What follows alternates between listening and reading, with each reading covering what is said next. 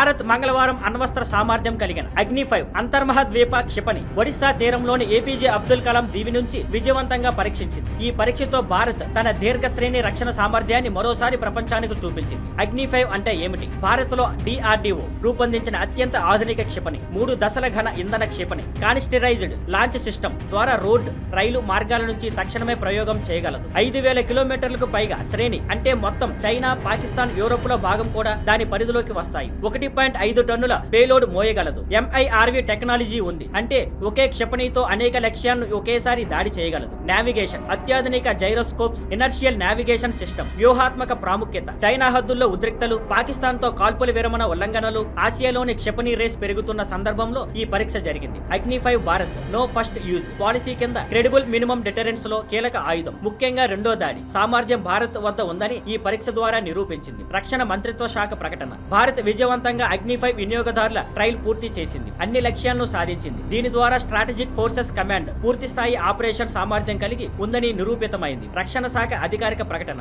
మొత్తానికి అగ్ని-5 పరీక్ష భారత్ను గ్లోబల్ స్థాయిలో సురక్షితమైన అణుశక్తిగా మరోసారి నిలబెట్టింది. Thank you for watching. Please like, share and subscribe.